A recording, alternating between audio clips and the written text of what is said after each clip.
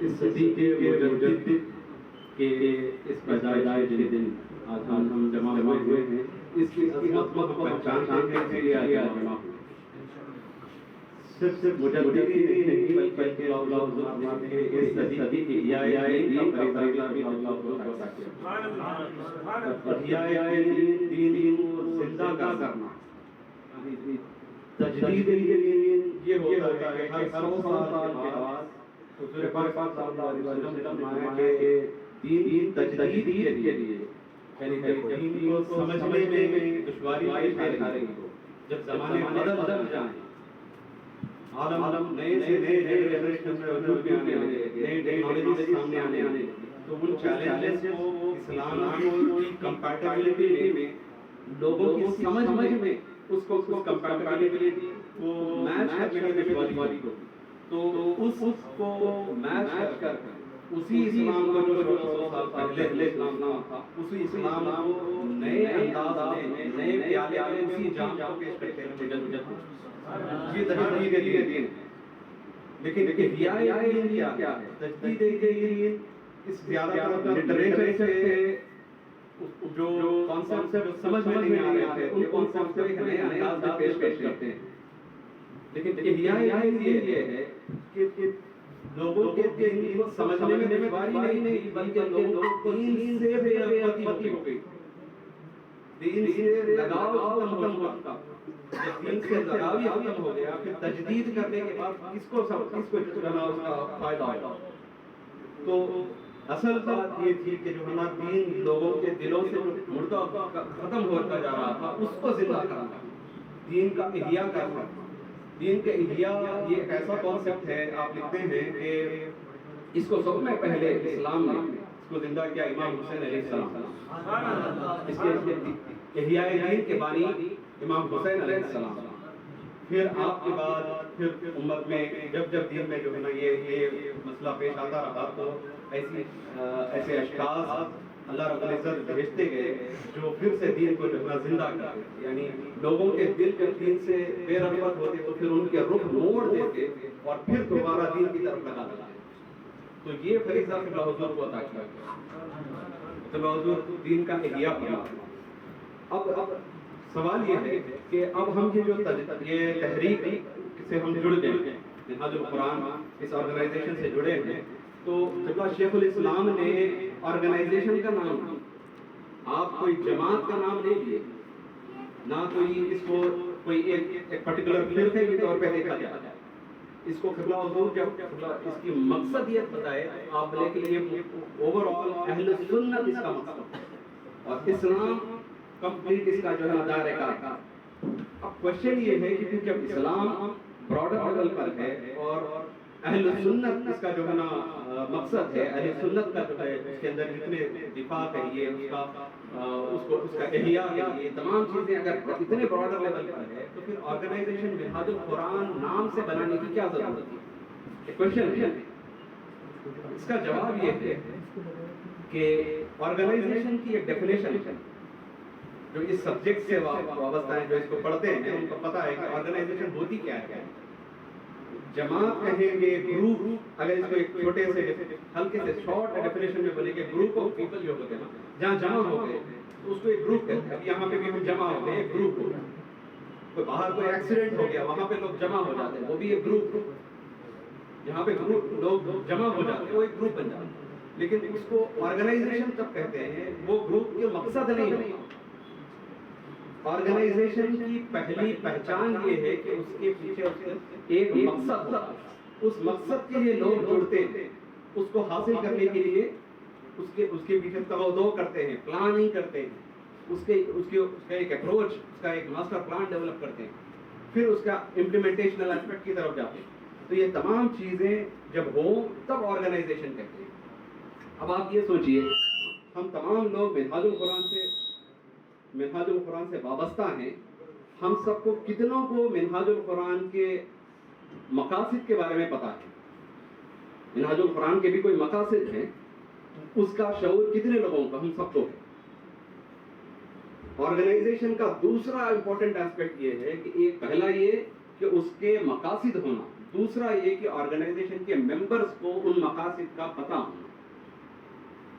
پھر ان مقاصد جب پتہ ہو جائیں تو اس کے بعد اس کا ایک ماسٹر پلان بنایا جاتا کہ ان مقاصد کو کیسے اچیو کیا جائے گا۔ پھر ماسٹر پلان کے بعد ایک اپروچ ڈیولپ کیا جاتا۔ اپروچ چینج ہو سکتی ہے، کبھی کوئی اپروچ کو اپنایا، کبھی کوئی اپروچ کو اپنایا، وہ چینجز آ سکتے ہیں۔ ماسٹر پلان میں بہت کم چینجز آتے ہیں، انیشیل لیول پہ اس کی سیٹنگ فاؤنڈیشن بنائی جائے، اس کے اوپر جائیں مقاصد بالکل چینج نہیں ہوتے، مقاصد ایک ہوتے ہیں، مقاصد اس کو پورا بنا کر پھر آگے ماسٹر پلان، اس کے بعد اپروچ، پھر اس اپروچ کے بعد پھر امپلیمنٹیشن کی طرف جاتے ہیں۔ اس کے لیے ایکشن پلان جو جزئی لیول پر، چھوٹے چھوٹے لیول پر ان کو اچیو کرنے کے لیے، وہ ٹارگیٹس اچیو کرنے کے لیے کیا ایکشن پلان درکار ہے وہ سیٹ کیے جاتے۔ اب ایسا ممکن نہیں ہو سکتا کہ جب قبلہ حضور فرمائے کہ جو نا منہاج القرآن آرگنائزیشن ہے، اس آرگنائزیشن کے کوئی مقاصد نہ ہو۔ مقاصد ہیں، ان کے مقاصد ہمارے دستور میں بھی ہیں، ان کسی اور موقع پر باضابطہ ان مقاصد کے اوپر ڈسکشن ہو چکا۔ ہلکے سے میں بتا دیتا ہوں، ان مقاصد تو ایسے نہیں ہے کہ صرف مقاصد ہیں، مقاصد کی پھر ایک امتیازی خصوصیت بھی ہے۔ مقاصد ایسے ہیں کہ اس میں اگر آپ پڑھیں گے تو الدعوۃ الی اللہ ہے، الدعوۃ الی الرسول ہے، رجوع الی القرآن ہے۔ سوال پیدا ہوتا ہے کہ بھئی یہ تمام مقاصد تو ہر تنظیم جو اللہ رسول کی بات کرتے ہیں وہ ان سب کے پاس ہے، منہاج القرآن میں اس کی کیا خصوصیت ہے؟ تو منہاج القرآن میں شیخ الاسلام نے یہ دو ڈائمنشنز کو جو ابتدا میں جو بتایا تھا کہ جو تجدید دین اور احیاء دین، یہ دونوں ڈائمنشنز کو لے کر قبلہ حضور نے جو اس مشن کی بنیادیں رکھی، ان دونوں آپ ہر دعوت کے ہر پہلو پر دیکھیں گے، ان دو ڈائمنشنز کی مدد سے جو ہے نا قبلہ حضور نے وہ تجدید بھی کیا، پھر لوگوں کے دلوں کو احیاء بھی کیا۔ جیسے ابتدا میں بتایا تھا، تجدید لٹریچر سے ریلیٹ کرتا ہے، کتابوں میں کیا چینجز لانا ہے جس سے لوگوں کو سمجھ میں آئے۔ احیاء تجدید یہ ریلیٹ نہیں کرتا کہ کتابوں میں تو لٹریچر میں تو چینجز آئے، لوگوں کو پڑھوانا ہے، کس طریقے سے پڑھوانا ہے، یہ ڈیل نہیں کرتا۔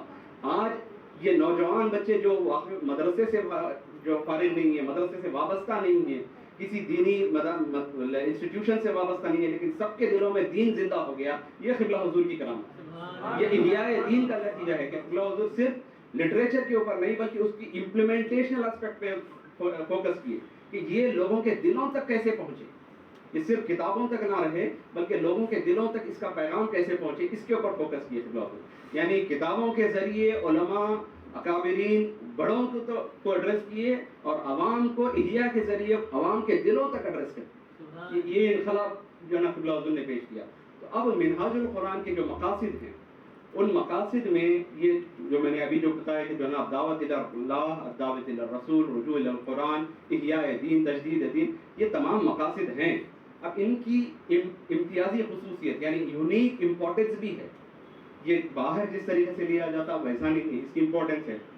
ایک ایگزامپل دیکھیے، آگے بڑھ جاؤ، جیسا کہ دعوت الی اللہ ہے، یعنی اللہ سے دعوت سے مراد اردو والا نے ابدا، اور عربی والا یعنی تعلق باللہ، اللہ سے تعلق کی بات ہو رہی ہے۔ جب اللہ سے تعلق کی بات ہو رہی ہے، ایک ہلکے سے ایسے نظر پھرائے ہمارے معاشرے میں، ہمارے فیملیز میں، ریلیٹیوز میں، فرینڈس میں، جہاں ہماری بیٹھکیں ہیں، ہمارے آفیسز میں، کلیگز میں، آپ سوچئے اللہ سے تعلق کیا ہے۔ ایک مرتبہ ایک چھوٹا سا سروے کر کے دیکھ لیجیے، پتہ چل جاتا۔ ہر کوئی یہی بولتا کہ اللہ سے تعلق سے مراد یہ ہے کہ بھائی آپ عبادت کرو اور اس کا بدل مانگ لو، یہی تعلق ہے نا۔ بھائی ہم کیریئر کا مانگ لیتے، ہم جو ہے ایگزامینیشنز کے ریزلٹس مانگ لیتے، ہم یہ دنیا مانگ لیتے۔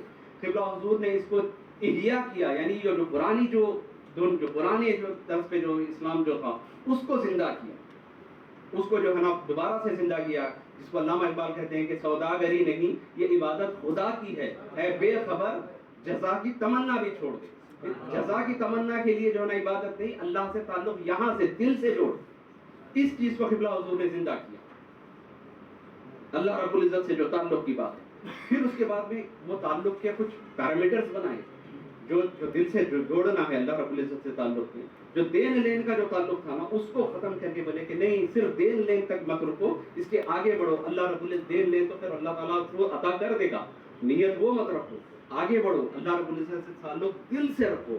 کون سی بنا پہ؟ فرمایا کہ محبت الہی، خشیت الہی، ذکر الہی، عبادت الہی، اطاعت الہی، ایسے پہلوؤں پر جو ہے نا قبلہ حضور نے روشنی ڈالی کہ یہ پیغام نوجوانوں کے ذہنوں اور قلوب تک جو ہے یہ پیغام پہنچ گیا. آج اللہ رب العزت کے عشق کا جو بات ہے وہ نوجوان لوگ جو ہے نا جب اللہ کی عشق کی جو بات کرتے ہیں یہ قبلہ حضور کی ان محنتوں کا نتیجہ ہے. تو یہ مقاصد ہے الدعوت اللہ میں، اسی طرح دعوت رسول میں ہے، اسی طرح رجوع الی القرآن میں ہے. یہ ہر چیز میں احیاء دین بھی ہے، تجدید دین بھی ہے. دونوں چیزیں، تجدید دین، احیاء دین، دونوں چیزیں قبلہ حضور کرتے چلے گئے. اور یہ پورا مشن جو ہے نا اس کے ان فاؤنڈیشنل مقاصد کے اوپر بیس آؤٹ کرتی ہے. اب ہمارے لیے جب ہم دعوت کے لیے ہم نکل رہے ہیں، منہاج القرآن کا مشن جتنے لوگ وابستہ ہیں، ہم خود اگر ان مقاصد کو نہیں سمجھیں گے، آرگنائزیشن کی پہچان ہی یہ ہے کہ ہم ان مقاصد کو سمجھیں. پھر ان مقاصد کے ذریعے آپ دعوت کا کام کیا ہے؟ آپ دیکھیے اتنا آسان قبلہ حضور نے بیان کیا ہے. آپ بڑے بڑے جلسے کر کے جو ہے 100 کی تعداد میں اکٹھا کرو. قبلہ حضور بولے اس کے اندر ہمارے کانسٹیٹیوشن کے اندر یہ پوائنٹ لکھ دیے کہ جو جس لیول پہ ہے اپنے اس معاشرے میں دعوت ہے. یعنی اگر کوئی ڈاکٹر ہے وہ نکل کے جو ہے نا جا کے علماء کرام میں بیٹھ کے ان سے جو ہے تبادلہ خیال کر رہے دین کیا ہے ان کو بول رہے نہیں. آپ ڈاکٹر ہیں، آپ اپنے ایریا میں وہاں پہ فوکس کرو. آپ اڑوس پر آپ کا فوکس 4 آدمی 2 آدمی رکھو. منہاج القرآن کے مقاصد کو سمجھو، اس کے بارے میں پورا جانکاری رکھو اور پورا اس چیز کو جو ہے نا ذہن میں اتارو. پہلے خود پر اس کو امپلیمنٹ کرو. یعنی دعوت اللہ کی جو بات تھی تو اللہ سے عشق کی بات، اللہ سے محبت کی بات، خشیت کی بات، ذکر کی بات اب یہ آ گئی تو اس کو امپلیمنٹ بھی ہم کرنا ہے نا. ہمارے اپنے لائف میں امپلیمنٹ ہونا تب جا کے ہم کسی اور کو دعوت دیتے. اس کے لیے جیسا ہم منہاج القرآن کے پاس پلیٹ فارم ہے وہ جیسا بتانا ایک ایک کر کے مقاصد ہے، اس کے بعد میں جو ہے نا پھر اپروچ ہے، اپروچ کے بعد پھر اس کے امپلیمنٹیشنل پلانس ہے، اس کے بعد چھوٹے لیول پہ جانے کے بعد میں ایکشن پلانس ہے، ویکلی کیا کرنا ہے، ہفتہ واری پروگرام کیا ہے، منتھلی پروگرامز کیا ہے، ذکر کی مجلسیں کس طریقے سے سجانا ہے. تو یہ پورا مکمل جو ہے نا خاکہ جو ہے تیار ہے منہاج القرآن کے اندر. کہیں پہ بھی قبلہ حضور نے تشنا نہیں چھوڑا کسی کو، بولے کہ کہیں پریشان ہو کے بولے بھائی یہاں کیا کرنا ہے. ایسا ہوتا آپ کبھی ایسا دیکھیں کسی کے کتابات، اب کسی اور کی کتاب کیا بات کرنے، ہم یہ جب منہاج القرآن کی بات کرتے ہیں تو قبلہ حضور نے یہ لکھا ہے کہ علم کا جو شعبہ ہے، اسی طریقے سے ہر چیز کے بارے علم کا جو شعبہ ہے اس کے اندر قبلہ حضور فرماتے ہیں 300 سال سے اتنا بڑا زوال آ چکا تھا، جو امپلیمنٹیشنل ایسپیکٹ ہے وہ اس کو چھوڑ دیے تھے ہم لوگ 300 سال سے. یعنی اس کا ایک ٹیکنیکل نیمنگ بھی دیے ہیں، علم توجیہی اور علم تخلیقی. تو وہ اس کا امپلیمنٹیشنل جو ایسپیکٹ ہے اس کو چھوڑ دیے. یعنی اس کا ایک سادہ مثال یوں سمجھیے کہ ایک سائنٹسٹ 100 سال پہلے جیسا نیلس بوہر ہے، اس نے ایک بہت بڑی ایجاد کی تھی. اس کو جو اس کی ایجاد کو دیکھ کے ہر کسی نے واہواہی کی اس کی، اور وہ واہواہی کالجز تک پہنچی، لیسنس بنے، چیپٹرز بنے، اس کے اوپر جو ہے نا ڈسکشنز ہوئے. اب وہ اگر تصور کریے وہ واہواہی اگر صرف کالجز کے لیسنس تک ہی رہتی اور صرف واہواہی تک ہی سمٹ کے رہ جاتی اور اس کو امپلیمنٹیشنل ایسپیکٹ پہ غور نہیں کیا جاتا، 100 سال گزر جاتے، آج بھی صرف واہواہی ہوتی. یہ جتنی سائنٹیفک ٹیکنالوجیز کی جو ڈیولپمنٹس ہے وہ آج نظر نہیں آتی. قبلہ حضور کہتے ہیں کہ اسلام میں 300 سال سے یہ ہوا، صرف واہواہی ہوئی، صرف واہواہی ہوئی، صرف واہواہی کی طرف فوکس کرتے گئے. ان کی واہواہی، ہر کسی کی واہواہی سے ہٹ کے امپلیمنٹیشنل پلان بنا کے اس کو اچیو کیسا کرنا. علامہ اقبال کہتے ہیں آج بھی ہو براہیم کا ایما پیدا، آج بھی ہو، آج بھی آگ کر سکتی ہے انداز گلستہ پیدا. آج بھی ہو براہیم کا ایما پیدا، آگ کر سکتی ہے انداز گلستہ پیدا. یعنی آج بھی اگر تمہارے اندر وہ صلاحیت ہے تو علامہ اقبال کہتے ہیں کہ پھر وہ چیز جو پرانی چیز ہے وہ پلٹ کے آ سکتی ہے. اس چیز کو قبلہ حضور امپلیمنٹ کریں. جب جڑتے ہیں اس کو سمجھنا شروع کرتے ہیں تو آغاز یہاں دل سے شروع ہوتی ہے، آپ کو سمجھ میں آنے لگتا. اہدنا الصراط المستقیم جو آیت میں پڑھا تھا، قبلہ حضور فرماتے ہیں اس کے اندر 3 چیزیں پنہاں ہیں. پہلی ہدایت، یعنی ہدایت کے تعلق سے قبلہ حضور فرماتے ہیں، یہ دراصل دیگر مفسرین میں مترجمین میں یہاں پہ یہ بات ہوئی ہے کہ اہدنا الصراط المستقیم میں ایک ہی ترجمہ ڈائریکٹ کہہ دیا کہ اے اللہ ہمیں سیدھا راستہ دکھا. کسی نے کہا اے اللہ ہمیں سیدھا راستہ چلا. یہ دو آئے. قبلہ حضور نے کہا نہیں، دکھا بھی ہے چلا بھی ہے، اور اس سے بڑھ کے ایک اور معنی بھی ہے اس کے اندر. بولے اہدنا کے اندر اے اللہ مجھے شعور ہی نہیں کہ سیدھا راستہ کیا ہے.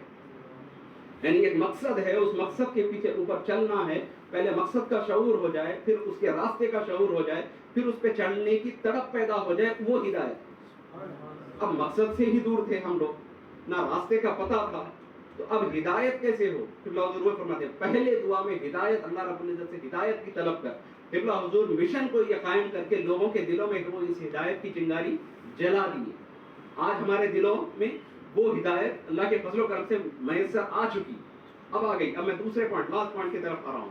ہدایت کی چنگاری ہمارے دلوں میں اللہ کے فضل و کرم سے آ چکی. اللہ رب العزت نے عطا کر دی. ہمیں پتہ چل گیا کہ کون سا راستہ حق ہے. یہ تمام ابھی جو ہم ایک ایگزامپل جو دیا نا تعلق باللہ کا، اگر یہ نہیں ہوتا تو پھر ہم مارے پھر رہے ہوتے. اللہ تعالیٰ سے تعلق ہی نہیں تھا ہمارا، صرف دین لین کا تعلق رہ گیا.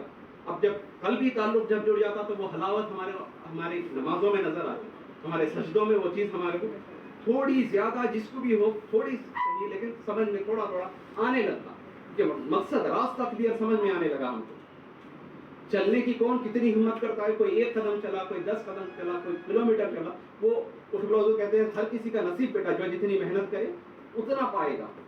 ہو سکتا ہم ابھی ابتدا بھی نہیں کریں لیکن مقصد تو سمجھ میں آ گیا، راستہ میسر آ گیا. اب چلنے کی دیری. اہدنا میں اس ہدایت کی طلب ہے، وہ مل گیا. اگلا ہے صراط، راستے پہ چلنا. اب راستہ کیا ہے؟ منہاج القرآن میں جب آ گئے آرگنائزیشن میں پلٹ کے اس جملے کی طرف آ رہا ہوں. آرگنائزیشن کا ویلیو کیا ہے اور آرگنائزیشن کی امپورٹنس کیا ہے؟ جب آپ آرگنائزیشن سے جڑتے ہیں لوگ یہ کہتے ہیں نا کہ بھائی آپ تو فلاں ہو گئے، آپ تو صرف قبلہ حضور کی بات کرتے ہیں، کسی اور کی بات نہیں کرتے ہیں. بھائی اگر ہم کچھ اور ہوتے تو ہم شاید الگ کرتے. ہم آرگنائزیشن میں ہیں، جس کو آرگنائزیشن کی ڈیفینیشن کا نہیں پتا وہ ہمیں کہہ رہے ہیں. آرگنائزیشن میں جڑنے کا مطلب یہ ہے کہ آپ ان اصولوں پہ، آرگنائزیشن کے جو مقاصد ہوتے ہیں اس کے اصولوں پر گامزن ہو جانا، پھر ادھر ادھر دیکھنا نہیں ہے. آرگنائزیشن میں آ کے ادھر ادھر دیکھیں گے تو پھر آپ اس آرگنائزیشن سے جڑے ہی نہیں، آپ ان اصولوں سے نہیں جڑے. پہلے مقاصد کو سمجھو، پھر ان مقاصد کے اصولوں کو سمجھو، پھر ان سے جڑ جاؤ. یہ راستہ ہے. جب قبلہ حضور ہم کو کہیں پہنچانے کی بات کرتے ہیں، کوئی راستہ دکھاتے ہیں، کوئی مقصد دکھاتے ہیں، جب اس راستے پر چلنے کی بات آئی تو قبلہ حضور نے کہا آرگنائزیشن میں جس طرح جڑ جانا ہے تم کو ویسا جڑ کے رہو. جو ہدایت قبلہ حضور دیتے ہیں اس کو مانو، اس کو فالو کرو. اس سے ہٹ کر جو ہے نا کبھی دائیں کبھی بائیں ادھر ادھر دیکھو گے تو کیا ہے، وہ ایک شعر ہے نا کہ بھئی محبت کی راہوں میں امامت ایک کو سونپ ہے، ادھر تکنے ادھر دیکھنے سے نیت ٹوٹ جاتی ہے. محبت کی نمازوں میں ادھر ادھر تکنا، مقصد ہمارے کو ہم کو دے دیے، ہر ایکشن پلان، اپروچ، ہر چیز ہمارے سامنے ہے، ان کو پکڑ لو، پھر آگے وہی ہدایات کے اوپر ہم کو عمل کرنا. اس کے اوپر چھوٹا سا ایک مثال دے کے بات کو ختم کرتا ہوں.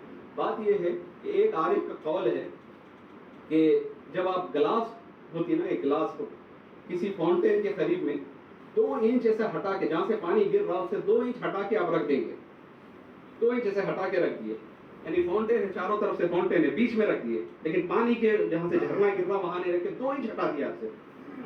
وہ عارف کہتے ہیں کہ جو ہے آپ دور سے دیکھو گے تو ایسا لگتا ہے کہ پتہ نہیں یہ جام کتنے بھر بھر کے پی رہا ہے. یہ گلاس فاؤنٹین کے بیچوں بیچ ہے، گلاس بھر بھر کے پتہ نہیں کتنے جام پیے جا رہا ہے. قریب جا کے دیکھو تو پتہ چلتا بھرنا تو دور کی بات، کچھ قطرے بھی اس کے اندر نہیں پڑے. اور کرنے کی بات ہے کہ ہم بھی ایسا تو نہیں کرتے. منہاج القرآن کے ساتھیوں، ڈی پی میں ہمارے قبلہ حضور، ہم شیئر قبلہ حضور کا کرتے ہیں، سب کچھ کرتے ہیں، لیکن پھر وہ وہاں سے جو مل رہا ہے، جو ہدایت قبلہ حضور دے رہے ہیں، کیا اس کو اپلائی کر رہے ہیں؟ کیا اس کے اوپر ہم گامزن ہیں؟ کبھی ادھر کبھی ادھر. جب صراط کی بات آئی نا تو شیطان نے بھی کیا کہا؟ لَأَقْعُدَنَّ لَهُمْ صِرَاطَكَ الْمُسْتَقِيمَ. ہدایت سے نہیں روکے گا، صراط پہ بیٹھے گا شیطان، صراط کے اوپر بیٹھے گا بھٹکانے کے لیے. باہر نہیں، اندر آ گئے باہر تھے تو باہر وہ ان کے ہی ہو گئے, آنے سے روک دیتا ہوں, اندر نہیں آنا. اب ہم اندر آ چکے, منہاج القرآن کے اندر آ چکے, اب شیطان کے پاس کیا حربہ ہے, کیسے روکے گا وہ تو بول رہا کہ صراط پر روکوں گا. ہم صراط پہ آ گئے, ہم کو پتا چل گیا. اب کہاں سے روک رہا, unnecessary debates نکال کے جس کا کوئی فائدہ ہی نہیں ہے امت کو, بیجا قسم کے جو ہے نا ڈسکشنز, وہ چیزیں قبلہ حضور وہاں سے کہہ رہے ہیں کہ بیٹا اس میں مت پڑھو. نہیں, ہم کو پھر بھی پڑھنا ہے, ہم کو پھر بھی وہی شیئر کرنا ہے, پھر بھی اسی معاملے میں. کیوں؟ اندر آنے کے بعد اب شیطان بول رہا ہے اب یہاں پہ میں بھٹکاؤں گا, اور ہمارے ساتھ وہی ہو رہا. باہر تھے تو جو ہے نا شیطان بولا ہمارے ساتھ یہ اندر آنے نہیں دیا. جب اندر آ گئے تو کیا کیا, جہاں سے ہدایت کا جو جھرنا نکل رہا تھا وہاں سے 2 انچ ہٹا دیا. اب 1000 سال گزر جائے خطرے بھی نہیں گرتے. بی پیاں بڑے رہتے ہمارے منہاج القرآن کے بھی, شیخ الاسلام کے بھی. اب اس بات کو سمجھنے کی ضرورت ہے. سادی سی بات ہے, اس کا سولوشن کیا ہے؟ کچھ نہیں. قبلہ حضور کیا بولتے ہیں؟ سمپل سے سولوشن ہے. کیا قبلہ حضور یہ بولتے ہیں کہ بیٹا مجھے کم سے کم 1 مہینے میں ایک بڑا جلسہ کر کے دکھاؤ؟ بولے سادہ سی بات ہے. قبلہ حضور بولے کہ بیٹا ہفتہ واری ایک وقت درود قائم کرو, خود بیٹھو, اپنے گھر والوں کو بٹھاؤ, بس منتھلی شب بیداری کی محفل اٹینڈ کرو. اس سے آپ کو ذکر کی وہ کیفیت نصیب ہوگی. قبلہ حضور کے تصوف کے خطابات سنیں گے, اور حتی الامکان فیملی حلقات درود کا قائم کرو جو کہ ڈیلی ہے. قبلہ حضور فرما رہے ہیں ڈیلی کرنے کے لیے. وہ ڈیلی نہیں ہو سکتا تو ویکلی کم سے کم, اور اگر ویکلی نہیں کر سکتے تو قبلہ حضور بولے بیٹا کام پھاڑ دو. کیوں وہ جھرنے کے نیچے بازو بیٹھ کے جو نا لوگوں کو دھوکہ دینا کہ ہم منہاج القرآن میں بڑے جام بھر بھر کے پی رہے ہیں, کچھ بھی نہیں کر رہے. جب ہدایت, سادہ سی ہدایت نہیں فالو کرتے, کون سی کس منہاج القرآن کی بات؟ تو سب سے گزارش ہے کہ اس ٹاپک کی ریزن یہ تھا کہ ہم سب منہاج القرآن کے جو بیسک ہدایات جو جاری ہوتے ہیں ان کو سمجھیں, اور اس سے پہلے سب میں پہلے ان مقاصد کے اوپر فوکس کریں. وہ کہیں اور نہیں ہے, قبلہ حضور کے خطابات میں ہوتے, کسی اور کو پوچھنے کی ضرورت نہیں. جب آپ فوکس کریں گے یہ تمام چیزیں جو ہے قبلہ حضور کتابوں میں نہیں ہے, خطابات میں عرض کرتی ہیں. آپ ہدایت النما کتاب دیکھیں, اس کے چیپٹر کے نام دیکھیے, یہی کچھ ہے جو میں بھی عرض کر رہا ہوں. محبت الہی, خشیت الہی, ذکر الہی, اطاعت الہی, عبادت الہی, یعنی تعلق باللہ کے اوپر یہ عنوانات.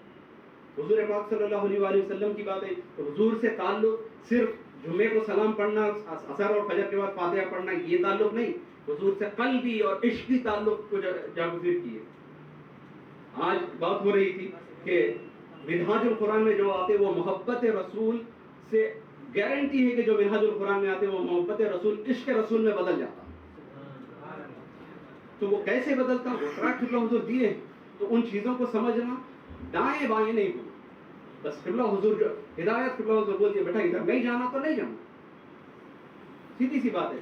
گڑا ہوں گا, اندھیرا ہوں گا, کیوں جا رہے, مت جاؤ, گر جاؤ, جا رہے گر رہے برابر, پھر بول رہے کہ جو ہے نا ہم قبلہ حضور پہ جانا, تو یہ محبت نہیں ہوتی.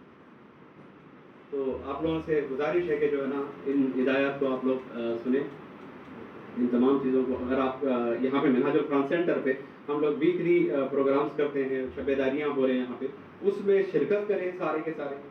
قبلہ حضور بولے منتری شب بیداری بیٹا واجب کر لو اپنے آپ پر, اپنے ایریا میں منتری شب بیداری واجب کر لو.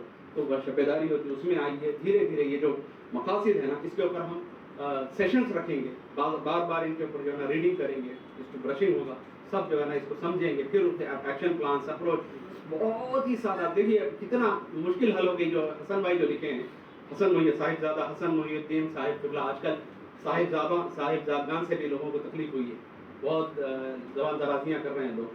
تو صاحب زادگان کی صاحب زادہ حسن محی الدین صاحب قبلہ وہ ایکشن 2025 کا پلان مکمل آپ بنائیں, اس کے اندر لکھیں. کتنا آسان ہے. تو آپ جا کے جو ہے نا لوگوں سے بڑھنے کی ضرورت نہیں ہے. دعوت کے نام پہ پکڑ کے, جس طرح ہم مسجدوں کو پکڑ کے لا رہے ہیں, بھائی آپ جس معاشرے میں رہ رہے اسی معاشرے میں 2-3 اپنے ساتھیوں کو ٹارگٹ کر لو, ان کو اپنا پیغام پہنچاتے رہو. یہ ہو گیا آپ کا دعوت کا کام. ویکلی ایک پروگرام اٹینڈ کرو, منتھلی جو اپنا شب بیداری ہے اس کو اٹینڈ کرو, ختم. یہی ہے بس. اپنی باقی ساری لائف اپنی اسی طریقے سے رکھنا ہے. یہ ہے آپ کا دعوت. الحمدللہ اس کے لیے قبلہ حضور کہتے ہیں کہ میں اس عظیم مشن میں آپ کا ساتھی بنا دیا. اب دیکھیے ہم کر رہے کیا, قبلہ حضور مرتبہ ہم کو کہاں سے اٹھا کے کدھر لے کے چلے گئے. الحمدللہ اللہ لاکھ لاکھ شکر ہے. میں کہنے اور سننے سے زیادہ عمل کرنے کی توفیق نصیب فرمائے. السلام علیکم. ہاں میں ایک نعت پھر کیا ایسا کریں ٹھیک ہے نا.